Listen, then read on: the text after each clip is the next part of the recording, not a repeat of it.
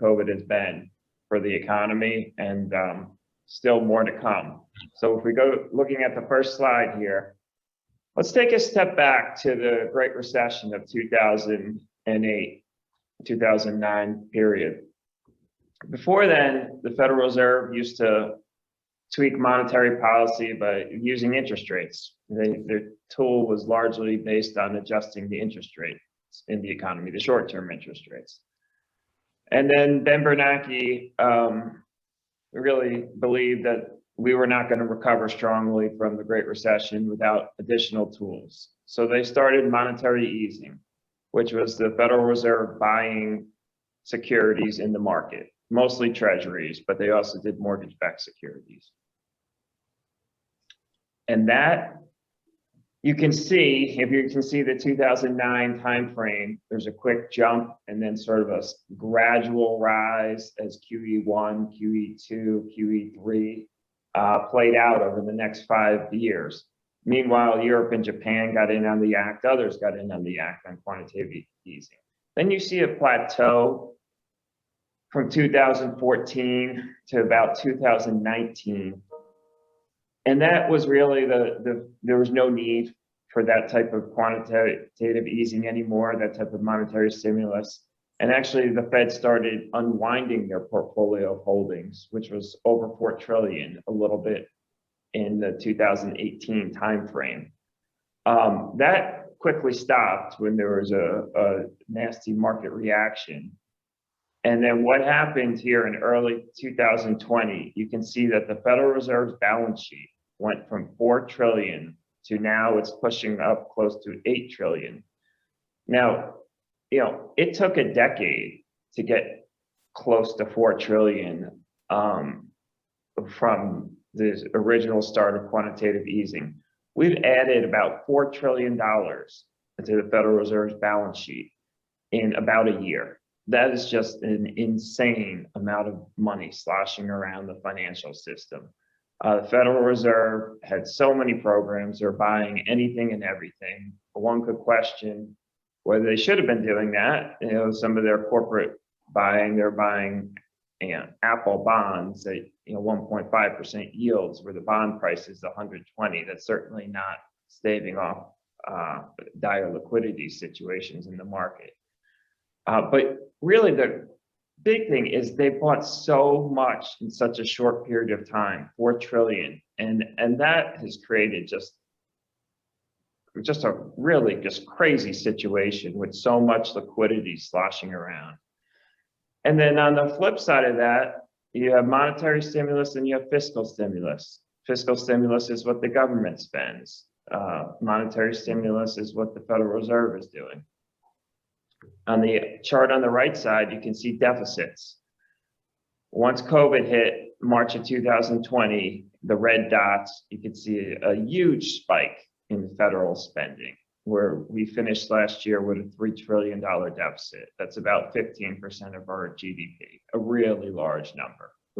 Those dots below, actually the 2019 deficit was about $1 trillion. That's still a pretty high deficit. That was about 5% of our GDP, running about $1 trillion deficit. Well, we did 3 trillion last year. The federal cycle goes from September to September, so it's a little skewed. But you can see the blue dots here, and we are on a path to meet or exceed 2020. We'll see where things shape up, but the federal government has just been spending at a crazy clip as well. So you got the Federal Reserve buying just about anything out there. And then you have the federal government just stimulus left and right, doling out checks. As soon as one is over, they're starting a new stimulus. And that has created just a recipe for really what we've seen in the financial markets, just so much savings, excess savings, searching for a home has been driving up asset prices. But, that is not going to last forever. And that is why I said the ramifications of COVID are going to be with us for a while. Just real quick on this slide, So we had a recessionary year in 2020. It was actually only a modest recessionary year because there's so much stimulus allowed our economy to only be a little bit smaller at the end of 2020 than it was at the end of 2019. But you can see retail sales on the left-hand side here. As soon as those stimulus checks are doled out or put, you see big jumps in retail sales. And then when they sort of dissipate, you've seen some weakness in retail sales. So some of the economic data is getting really skewed by so much government intervention and huge jumps in retail sales when stimulus hits the people's bank accounts. The personal savings rate soared last year, partly because people couldn't spend money on their some typical things like recreation and leisure, and partly from just the government providing so much money to people. The personal income grew when a lot of people lost jobs last year and we had a recessionary year. That's really strange, but it speaks to how the approach was toward trying to solve COVID from the federal government. Next slide. So we talk about this excess savings and what is it translating into? Well, on the right-hand side, you can see the market valuations, if you can read those numbers, of cryptocurrency assets. Bitcoin being the largest, but Ethereum and the latest fad is Dogecoin. I think that was approaching 50 billion valuation at one point. Bitcoin's well over $1 trillion. If you add them all up together, you have about 2.5 trillion, maybe a little bit less. All the gold in the world is valued at 10 to 11 trillion. So these things are just have massive valuations. A lot of speculative money is in cryptocurrency. A lot of speculative money is in a lot of stocks. Money that people didn't have before, they're putting into these things. A lot of them are sitting on gains in stocks and crypto. So they are doubling down, and it's creating a interesting environment, extremely speculative. We think there's going to be government regulation when COVID finally winds down. We think the governments are going to take a hard look at some of the cryptocurrencies because there are more and more studies coming out about how much tax evasion is happening through cryptocurrencies. There's certainly, environmental regulation could slow down some of these as well. There's a lot of things that we think are on the horizon for this whole spectrum of assets. But even your traditional assets on the left, we're looking at stock prices. The Shiller PE ratio, for those who don't know, it's a metric that takes the average earnings of the S&P 500 over the previous 10 years and then derives a multiple. It's supposed to be a smooth multiple because earnings certainly fluctuate quite a bit from year to year. A very elevated level, a lot of money coming into stock prices. Yes, interest rates are low, but even if you adjust for the effect of lower interest rates, and interest rates have moved up actually a little here in 2021, it's a very elevated level, even adjusting for interest rates. The sort of the subsectors that make up GDP, just so many interesting dynamics that are playing out for COVID. The shift to goods demand has created a lot of stress.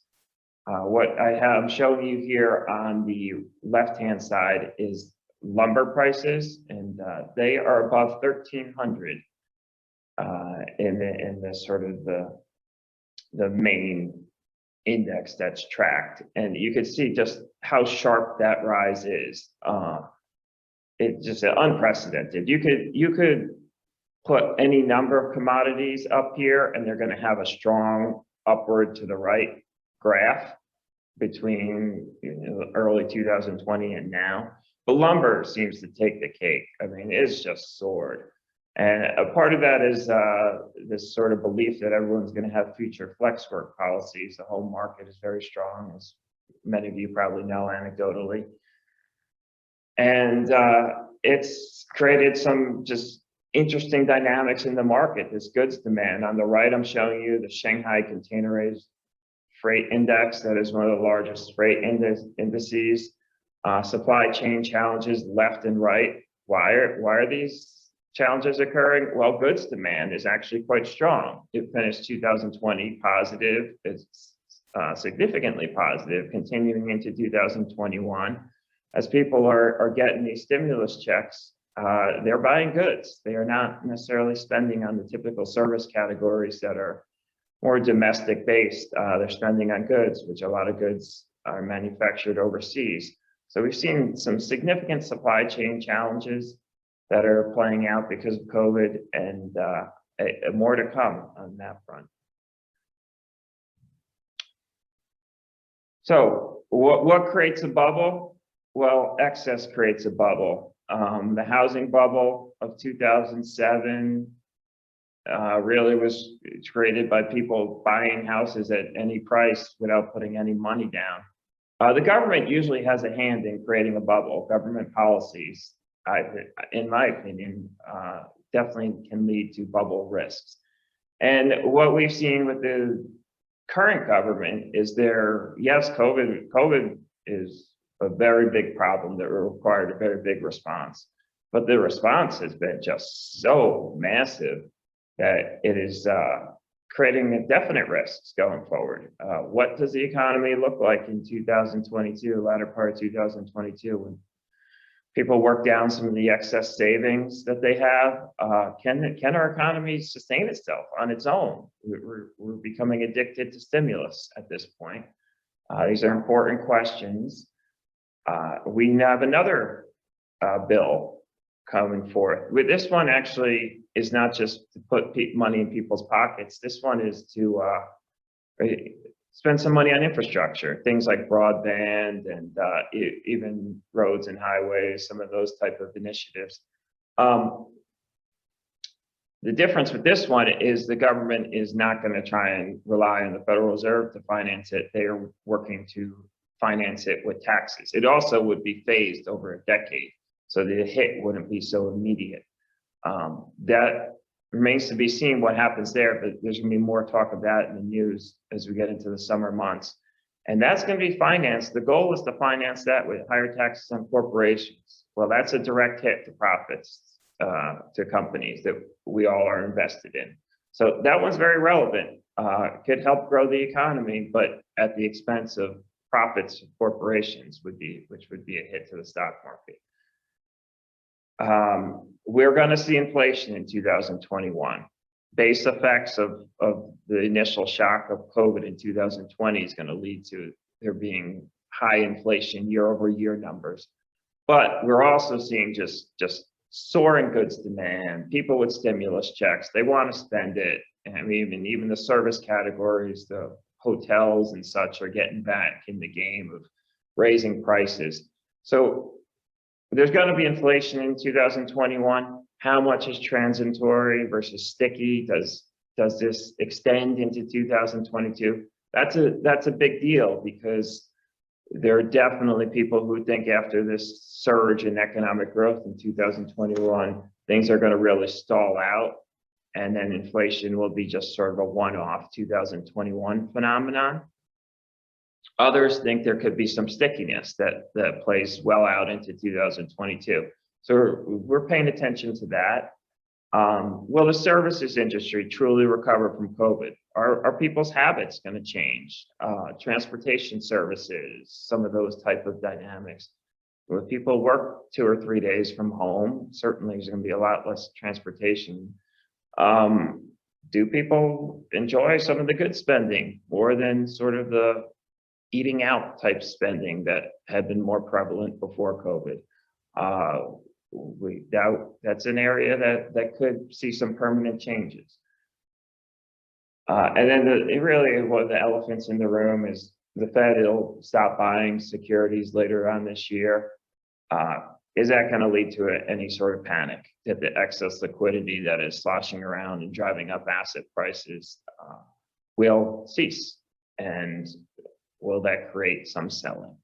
And those are some of the things we are paying attention to as 2021 unfolds. So, long after COVID is hopefully it becomes not as meaningful as it has been, the ramifications on the economy from COVID are going to play out. So there's still more to come.